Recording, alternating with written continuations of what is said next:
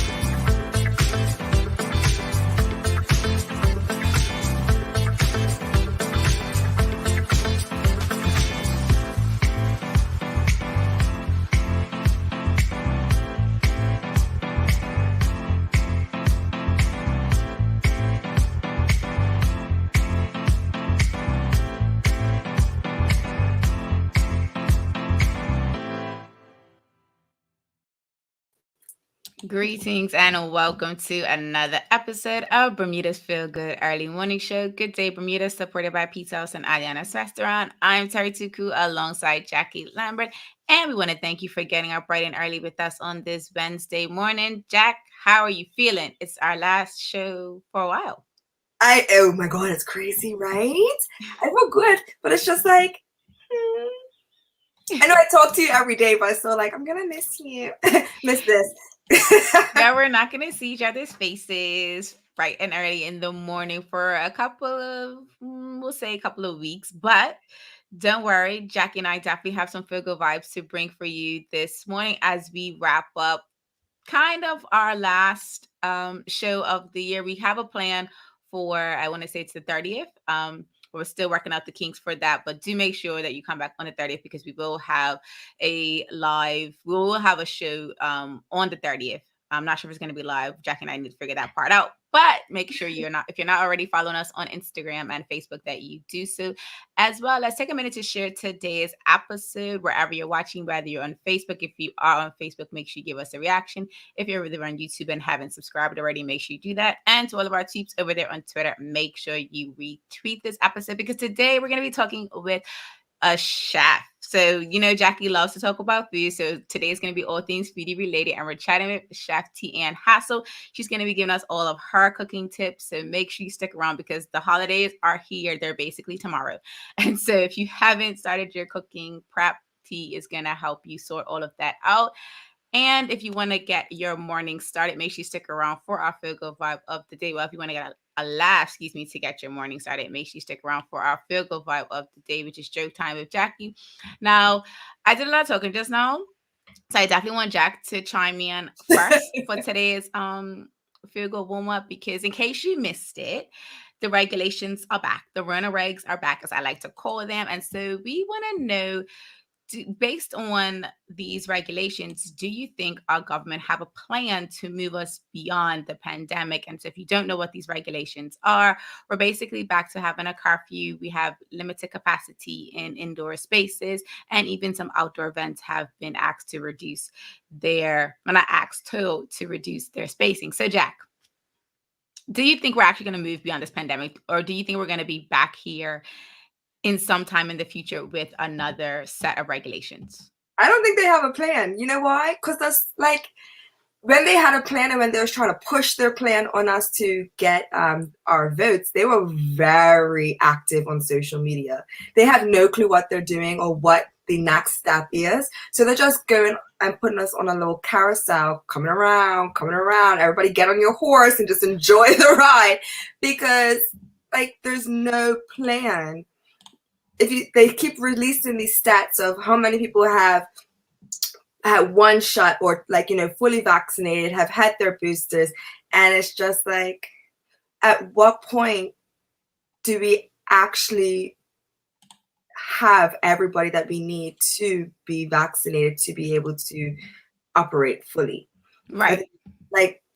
First it was, what was it? First it was 65, and then it went to 75, and then it was 85, and it's just like, okay, I'm just gonna keep upping the numbers until you get 100% of the locals. But is it gonna be enough once all the locals decide, you know what, screw it, I'm gonna go get vaccinated? So you're gonna have 100% of your residents or locals or people living on the island, however you want to do it, vaccinated, but are you going to still stop it because the tourists that are coming in, like, are bringing it back? And I'm over it. I'm so tired. You're tired of the race. I'm tired of being on this same carousel. And it's been 2 years and it's the same thing. Every time we get to Christmas, the numbers go up, and every time we get to Christmas, the restrictions get implemented. But somebody actually posted, and it makes sense. Like, we had the golf, no restrictions, no sobriety tests, nothing. We had rugby, no sobriety test, no restrictions. We have Christmas. We have sobriety tests. We have restrictions. And it's just like, wow, you really don't like your own children. You're okay with your step kids and everybody else, but your own children, you're beaten. And it's interesting because the people that generally, I guess, attend these events that you mentioned, they do partake in adult beverages. But I wonder if, I mean, statistically speaking, if they are the ones that generally are being caught for these infractions. So I won't say that they're not doing it. I would say being caught for these infractions, because I feel like that's what kind of drives. I don't see how they can't of the sobriety checks. I'm going to call it out. Have you seen how the rugby players ride when they're in Bermuda? I mean, no, not personally, but I've heard the stories. It's like how people used to ride the paddle bikes through the neighborhood back in the day, like just riding as a pack, doing dumb stuff, taking jumps, swerving. Yeah, I've seen it. They've ransacked Elbow when I used to work there. I've seen it all. So, but anyway, back to the restrictions. Most of them don't bother me because, like, I don't mind small groups. I don't mind being home before 12. I actually listen to the curfew and I was just like, oh, a great excuse to leave early because I have to get home. gotta go. But at the same time, it's just like, we're back here. Like, this is always going to be your solution. It's really interesting because, to your point, and if you're just joining us, Jacky and I are talking about the fact that Bermuda will be, this is actually Rona Regulations Eve. So tomorrow, the regulations go into effect. And if you haven't already seen it, do make sure you check out Media Maya has the summary up. Burn News had a summary up, as well as the government's full press release. If you missed the presser, you can also watch the presser. You know, they have the replay up for you to watch as well. So basically, we are back to having a number of restrictions that we had. I want to say maybe March, like springtime was the last time we had a set of regulations. Do they only implement these regulations on Thursdays? So I'm like, I feel like it's always a Thursday. They found the niche. You could have happy hour Friday. Jake's on you. Go home early. They found the skeleton. They found the cadence, the frequency that works for them to cause the most ruckus on the island. And so Thursdays are the days that they have found to seem. And I mean, if nothing else, there is a bunch of people that get on social media and that just dog these regulations out. And I feel like the first time it was more like a shock to have the kind of regulations, or even just like it was just new, right? Everyone was kind of just complaining because like, you don't want to because you don't know how intense or how lethal, deadly the virus will be. But then the second go round, the third go round, the fourth go round, it's like, okay, we just can't keep resetting back to these regulations because it doesn't seem like we're moving beyond the pandemic. And then I just think about how Bermuda as a whole, basically, is an entertainment industry, right? So those that have the extra job or their main hustle is, say, bartending or even DJing or restaurant people, period, hospitality people, period, this is their season, right? So they have different holidays where everything is spiking and everybody's going crazy because they're like, it's time to celebrate. Let's go out. Let's have drinks. Let's have a good time. And now they're going to be financially punished. And that's bad for the economy because all that does is make everybody else pinch their dollars more. So all you're doing is pushing us more and more into a recession. And that's the scary part. Yeah, and so actually, before That's you go actually on, Jack, really I cool. want to bring this comment in from Jason because it aligns with what you're talking about with the hospitality industry. He says curfew isn't the answer, and it's punishing hospitality industry again when the quarantine restriction or protocols need to be revised again. And he's specifically talking about when visitors and locals fly in. And I definitely feel like there are some moments where you see the divide. You don't necessarily have to follow up on every piece of updated information to kind of know that there is a bit of division depending on your status, depending on your citizenship. And then the list seems to go on and on and on. So it's definitely it's causing a lot of contention. But if you missed it yesterday, if you missed it yesterday afternoon or last night when some summaries of the restrictions came out, Bermuda will be going back to a limited lifestyle from tomorrow, December 23rd, until I believe January 20th is when they mentioned that they would revisit this. So we'll see what the holiday season brings. However you choose to enjoy your holiday season, do make sure you are safe, make sure you stay healthy. On that note, Jacky and I are going to take a quick commercial break, and then we're going to bring in today's guest of the day. We have Chef TeAnn Hassell backstage, and we're going to be talking about all things foodie. And I'm pretty sure Jack is going to dominate this conversation because she loves food, but it's okay. I'm totally here for it. Make sure you stick around. Jacky and I will be right back. Same smooth sounds, different name. BCG Radio, home of Bermuda's most engaging morning talk shows, The Daily Hour and Good Day Bermuda. Download the app available for Android and Apple devices. BCG Radio, your station for conversations and entertainment.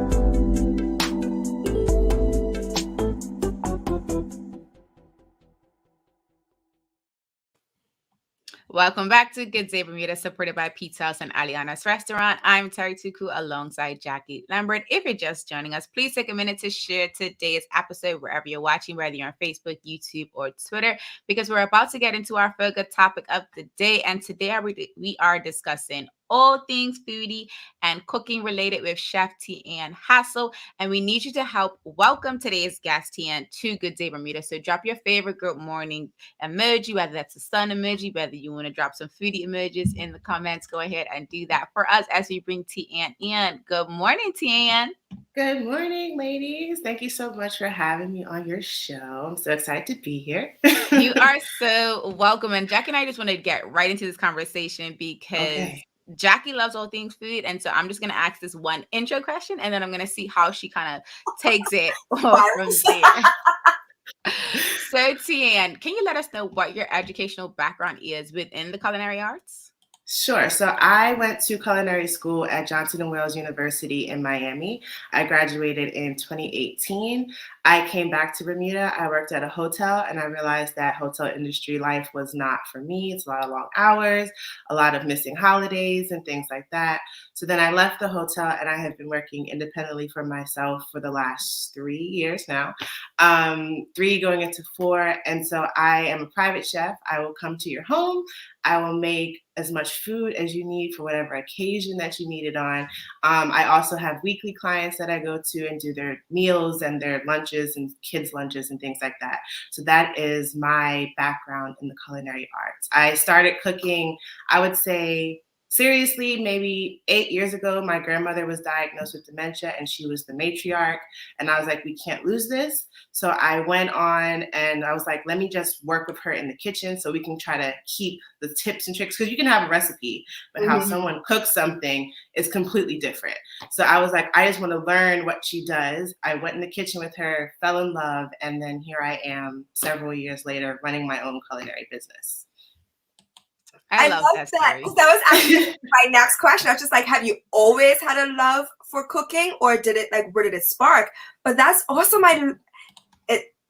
obviously it's heartbreaking to watch a grandparent. I had a grandparent with dementia, and that was hard.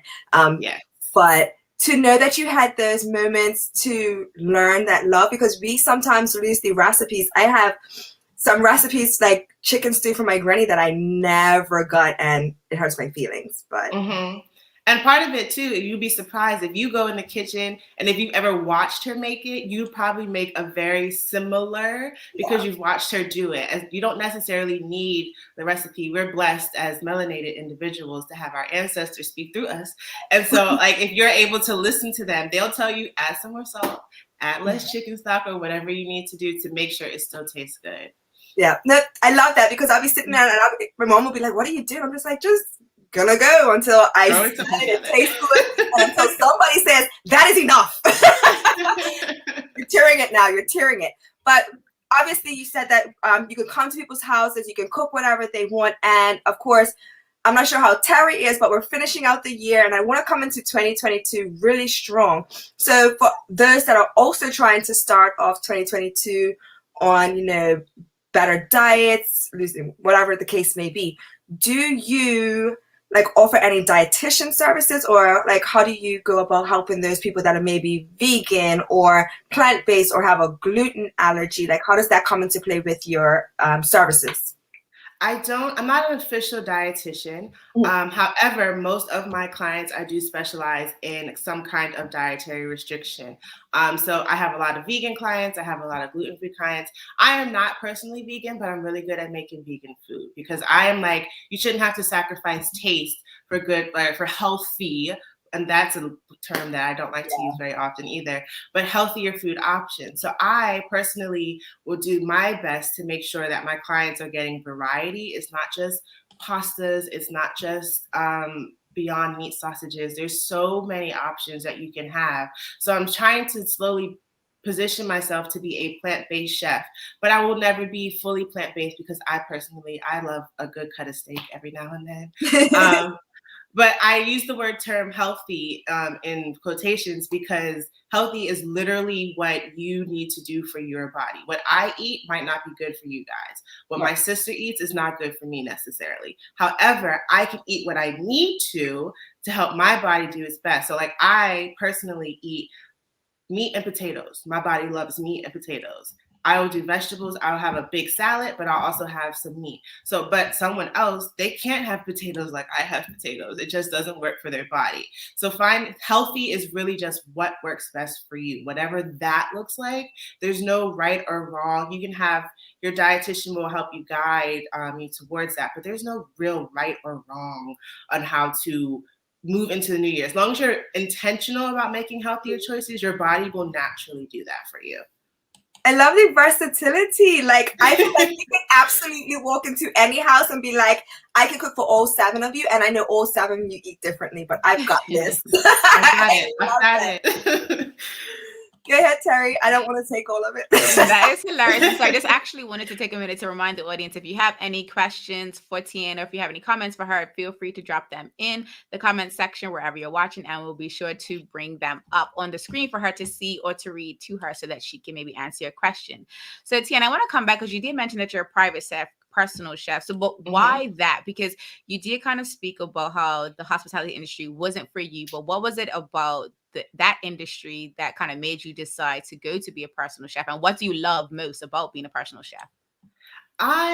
So for me, I love the one-on-one interaction. I love watching someone take a fork, put it in their mouth, and be like, oh my God, this is so good. So I didn't get that while working in the hotel because I was behind the scenes and things like that.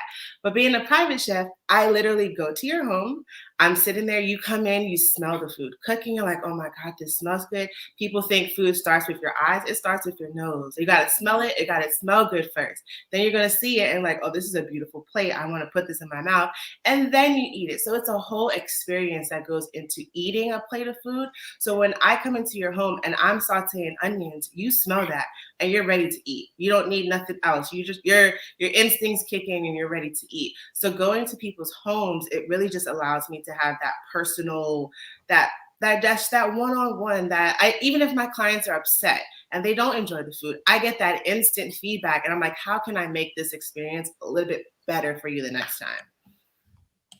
I love that. And so me personally, like I'm getting into the cooking space, so but I'm not on a Mhm. chef level. I'm like a home mini chef. And so I kind of wanted to bring this question in, just kind of talking about the fact that I do like, to do my own little something in my own kitchen, but I'm not on TeAnn's level, y'all. Mr. Photo, so we all know Sean Simmons. He wants to know, what is your favorite dish to prepare? So have you found a dish that you like to prepare for your clients that you also like to prepare for yourself? Or are there like two separate dishes that you like to prepare for your clients versus yourself? I love simple foods. Like people think as a chef that my kitchen is full of extravagant plates that come out bare minimum. Give me like I love like stir-fried noodles. I'll take whatever veg I have in the fridge. I'll take some rice noodles. I'll add some sauce to it, some soy sauce, and some other ingredients. No matter if I have meat, I can add some shrimp or I can add chicken. But stir-fried noodles are like my absolute go-to, and they're really easy to stretch. So for my clients, most of my clients are working moms. So they want something that their kids can eat and they can have enough for the week. So I do something like that, and that can stretch a lot further than just making something smaller individual for each individual person. But stir-fried noodles is my thing. I love noodles. I'm trying to move away from eating gluten personally. So I do a lot of rice noodles. So those, they just absorb all of the sauce and flavor. And I'm just like, they're just so good. They're so good. Before I move to my next question, rice noodles. Do you prefer this over any other noodles? Because I've never used rice noodles, but to hear that they kind of like soak up all that juicy goodness, that's making me want to switch. So I'm trying not to, I haven't found a good gluten-free regular noodle that I really, really enjoy. Like I can find them and I'll make them taste good, sure. But however, the rice noodles, I find they're easy to cook. I don't have to boil them. I pour the hot water over them and they cook that way, and then I throw them in a sauce and they're good to go. So it's a lot faster and a lot easier as opposed to boiling water, then putting my noodles in and then taking them out and then putting them in a sauce. So like I just find that the rice noodles work the best for the quickest turnaround. That I'm just like, I want to eat now. I want to eat now. So the millennial in you and the millennial in us is like, yes, we have found the pasta that is going to be the pasta of all pastas. I'm sitting like, life hack. I want to switch gears just a little bit, just a smidge. So personal chef, but do you see yourself expanding? Because like, do you ever see yourself maybe like food trucks are a thing right now, or do you see yourself maybe opening up a little cafe or a little restaurant or even a huge restaurant? But do you see that for yourself in the future maybe? That's like a 10, 15-year plan. So to open a restaurant is a lot of literal labor. Like you have to pour yourself, and then to see the return on that is a longer process. So I eventually do want to do that, but I want to be financially sound where I can afford to step away from my personal chef business and still be afloat. So once my savings are at a certain level of je ne sais quoi, I will definitely take a step back and direct my energy towards a restaurant. And I have considered a food truck and things like, there's a whole bunch of ideas. As an entrepreneur, my head is always swirling with different ideas. I'm trying to navigate the world in a way that works best for me and my schedule. I don't like to work a lot, but I like to make good money. So the best way that I can do that, I have different things like classes that I'm planning on launching in the new year. I have some like potentially baby food launching in the new year. I'm going to do some testing and trial and error for that. So be on the lookout for that. So yeah, those are the things that I'm trying to do, not necessarily the traditional route of going into a restaurant, starting a restaurant and cooking that way. However, there's so much that I can do with food in the food industry here in Bermuda in particular. Like I love the fact that living here, our culture, it's just different. So I can navigate that in a different way. It doesn't have to be the traditional route. And I think that's important too for anyone listening. Like you don't have to just go to culinary school and work at a restaurant. Like there's so many opportunities out there. I'm trying to now inspire young Black women and young Black men that look like me, that you don't have to just be a chef at a restaurant. There's so many other avenues, and there's room for all of us. Like I'm not in competition with any chef on island. Like there is room for all of us. I want us all to come together and all move together for it. I love that. And it's giving really big millennial vibes right there. And so when you mentioned the part about, inspiring the next generation, we did have a question/comment from someone from the audience. I wanted to bring it in. So Patrice Nisbet says, my granddaughter wants to be a chef. She's 15 and wants to be a chef. Would you be open to having her as an apprentice? And depending on your answer, can you elaborate on why or why not? So I will eventually, in the near future, be looking for apprenticeship. I'm just not in a space right now where I can just take extra people, especially with COVID and all that stuff and trying to navigate. So taking extra people into my client's house is just not where I'm at right now. But I am planning on doing some, not necessarily, even if it's not an apprenticeship, doing some kind of cooking classes for teens who are interested in the industry and just want some more practical, before we get into, let's get a degree in this. Let's see if you even like cooking. Because I had kids in my culinary class that didn't even like cooking. I'm like, why are you here? Why are you here? And so like, it's one thing to like think about it, but let's do some practical stuff and see if you can handle standing on your feet for 10 hours and things like that. So that I went into the culinary industry with a certain level of understanding, but a lot of people don't. I went to school late. So 18-year-olds think they have it all together, and we was all there. But once you actually get that experience, you realize you might not actually enjoy missing holidays with your family. You might actually want to be there. So if I can give those practical tips and understanding before people fully dive into the culinary industry, I will gladly. I'm an open book. Ask me anything that you want to know about the industry. I will give you the good, the bad, and the ugly, because I really do love this. And I find the key is, as long as you love it, like, yes, it's still work. It's hard work. It's laborious work. But every time I do it, I'm like filled up. My cup is filled up because I see my clients smile and they're like, I get to be a part of those memories forever. Like that's enough for me. That's enough for me. I love that response. And she actually has another question around how can someone invest in your business? So if someone did want to maybe help fund your restaurant idea or even your classes that you have coming up, what are ways that they can kind of, I guess, support you in that particular manner? Yeah, so I just finished the Ignite program. And with that, I have been brainstorming ideas on how people can invest in me. Right now, the best way to invest in me is to just hire me for events. Donations are also welcome. But hire me is the best way, or even just talk about me, get the word out, because I've been doing this and a lot of people still don't know that I exist. And I'm okay with that. I'm not trying to be in everyone's house right now. However, if you are able to talk to me, spread my name, just be like, oh, I know this amazing chef that can do that for you. That goes a lot further than people even realize, especially here in Bermuda. Word of mouth is like the greatest form of advertisement that you can give. Like, it's way better than the radio or anything. So if you just talk about me, and then if you are serious about financially investing in me, you can shoot me an email, or you can go on my website. That will also direct you to my email. Send me a DM on Instagram, and then we can have a further business conversation about that as well. I love that response. And so just to follow up with Patrice, because she did ask how do we contact you. So Patrice, we did have all that, or Patricia, excuse me, we did have all that at the bottom, and we'll bring it up again in case you missed it. But definitely make sure you reach out to TeAnn if that is something that you're interested in, or if you know someone that is interested in. So Jack, I know you're probably itching. You're like, all right, Terri, can I just hop back in the conversation? I want to ask my questions. Go ahead, sis. But it's Christmas, and of course, Christmas is one of the biggest spreads of the year. What are your must-haves? What are your tips and tricks? Because, everybody complains that the turkey is dry. What are your... No, seriously, not in my house. My mom's be juicy. What are some tips from the famous chef that you can give to the audience on maybe like spreading out how to make everything, different tips? Because, some people try to make everything at the same time. What should you cook first? Because you know how you make the scrambled eggs, bacon, and French toast, and some people put the bacon on first, and by the time you're finished, it's killed. Yeah. So what are your tips for us for Christmas dinners?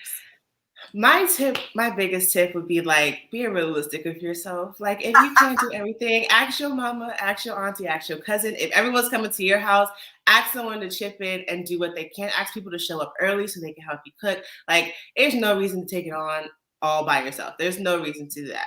Another tip I could give is that foods that we eat can last up in our refrigerator for up to 7 days. I'm not saying make your pie now, 7 days out.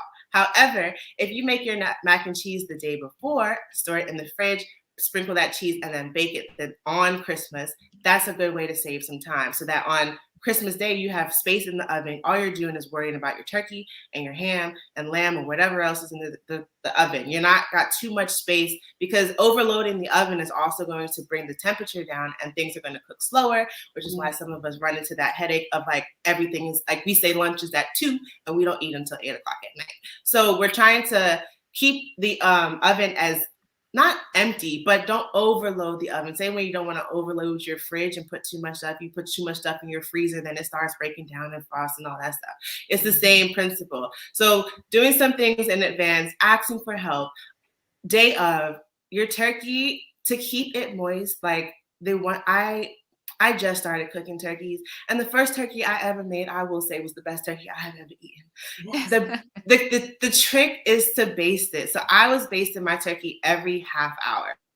I would pull it out. I would pour the juices that have dripped out over it, and I didn't put it in a bag. I didn't leave it in there for a bunch of hours. I think I was in there for 3.5, 4 hours, depending on your size and all that stuff. But basting that turkey, I don't cover it with foil or anything. Baste your turkey every half hour to 45 minutes, pull it out, put them juices back on it, and then just put it back in. My house, we are dairy free. So I didn't even use butter. I just use olive oil. So that's a good trick if you are trying to move away from eating dairy. Most people will use some kind of butter mixture to season the turkey. I just use olive oil, or I can use, I can't believe it's not butter. It's a good substitute. They have a vegan substitute, or the dairy-free substitute, and you can use that. I know for me, I personally like to make a little herb mix. So I'll get some fresh herbs from the garden, put them in the butter and the olive oil, mix it, and then layer that, sprinkle some stuff on my turkey, and then pop it in the oven. But the key is to no dry turkey. Baste it as much as you can. Baste it. Even if you think you got to do it every 10 minutes, baste your turkey. Like, just listen to your instincts. Baste your turkey. You don't want dry turkey. And I found like even the next few days, it still wasn't dry. Like it just stayed moist. So baste your turkey as much as you can. I promise you, I'm not going to steer y'all wrong. I want you to have good turkey. But yeah, those are some of the tips that I could give you guys for this holiday season for sure. I love them tips. I mean, I'm not a meat eater, so I definitely, for all of you that do eat meat, make sure you take that tip, because it sounds like the best pro tip, because I've heard, and I have eaten in the past, some really dry meats, and you're just like, see, this isn't your ministry, and maybe you should leave that for someone else. But I think TeAnn has given you the tips for it to become possibly in your ministry. This year will be your tester year, and then next year you might actually get the invite to do the meat again. So take those tips from TeAnn. As we wrap up, TeAnn, I know you mentioned that you have some courses probably coming out in the new year and some other classes. If you can give some timelines around that, and just maybe share once again for those that may have joined a little bit later on what some of your services are as we wrap up. Yeah, so right now I'm offering the private chef service. I will be onboarding new clients come February, March of 2023. That sounds so crazy anyway. So I will be onboarding new clients in 2023. Look out for that. Follow me on Instagram. That's where I'm giving all my updates. I am on a bit of a break right now. I had some health stuff that I'm working on to make sure that I'm fully healthy for my clients going into the new year. So I have taken a step back, but I will be back to posting regular. I do tips on my Instagram that you can have access to. I'm planning on doing courses and some kinds of consultations, so that even if not everyone can afford to have me come to their house on a weekly basis, however, I can give you some practical tips on how to lower your food costs so you're not spending a bunch of money, especially people find that transition from regular to gluten-free or to vegan can be a bit expensive. So how can you do that in a very cost-effective way? I'm here to try to save us all some money. I'm not trying to make you spend $600 on groceries every week, because that's just not realistic. unrealistic. But how can you do that? So yeah, look out for me on Instagram. Those are my services now. You can hire me for special events. So birthdays, anniversaries, Valentine's Day is a big one for me as well. I'll come in, I'll make food, I'll specialize menu for you and your boo or you and whoever. And I can give you I do those private events up until about like, I would say 18 people. And then that way me and my staff can handle making sure that you guys all have a beautiful experience. But that is how you can, those are my services and how you can book with me. The easiest way is to shoot me an email or a DM on Instagram. And yes, going into 2022, I'm going to be back hitting the ground running. Perfect. And I just want to clarify. So you say you're not taking clients until 2023? Yes. Okay, so she's fully booked and busy, y'all. Oh, no, sorry, 2022. Okay, I was like, "Ooh, God, I was like, ooh. 2022. So yeah, pandemic life has really just thrown off like timeline. Like I'm so 2022. We totally get. That's why I wanted to let me just clarify, because there's somebody else that like, well, I really need to make sure I put in my calendar 2023. So no, next year, February, March of 2022, TeAnn will be taking on new clients. And TeAnn, thank you so much for joining us bright and early on this Wednesday morning and for being our last guest of 2021. How exciting. I feel so special. Thank you so much for having me, ladies. Thanks for coming. You are most welcome. Have a good day. You as well. Thank you. Jacky and I are going to take a quick commercial break, and then we'll be back to get your thoughts on today's episode with TeAnn. So make sure you drop them in the comments, and we'll also be wrapping up today's episode with our feel good vibe of the day, which is joke time with Jacky. So make sure you stick around for that. We will be right back. Same smooth sounds, different name. BCG Radio, home of Bermuda's most engaging morning talk shows, The Daily Hour and Good Day Bermuda. Download the app, available for Android and Apple devices. BCG Radio, your station for conversations and entertainment.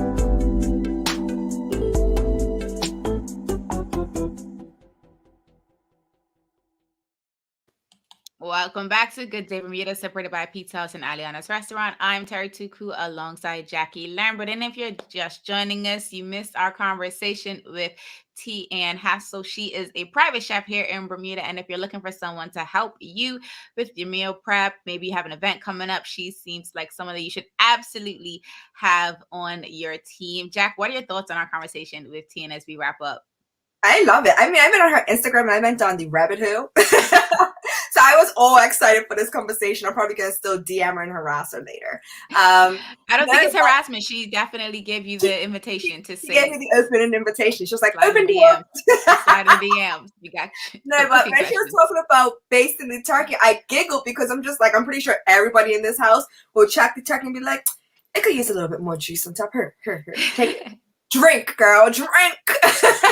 Yo, replenish your turkey often. I love it. And so it looks like Andrea Hassell says great advice. I think she did share so many great tips and just some sound information, especially around going to school for culinary arts. Yeah. Like, and we kind of talk about it in other spaces as well. It's a little bit more prominent in this spaces like accounting, becoming a lawyer or a doctor. But when you think about like, the culinary arts and just what she shared, like, you don't necessarily have to go the traditional route if you do want to become a chef. Like you might find that you like learning about cooking, but you might want to do something else in the hospitality industry, which I think is she seems like a wealth of knowledge for anyone that is interested in that space. So if nothing else, make sure you reach out to TeAnn and get some advice from her. And as she mentioned, she will be taking on new clients for at least the private chef service that she offers in February and March of 2022. So make sure if you haven't already, reach out to her so that you can get on the books for that. Jacky, without further ado,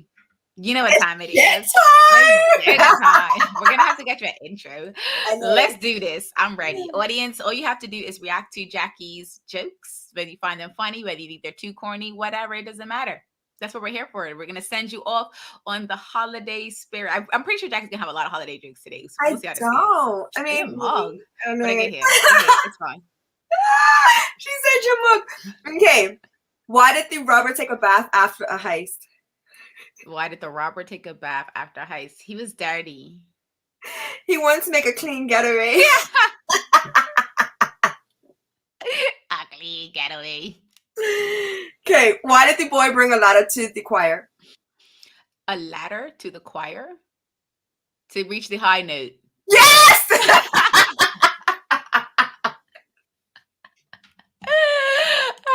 Sometimes I shock her when I get the answers right.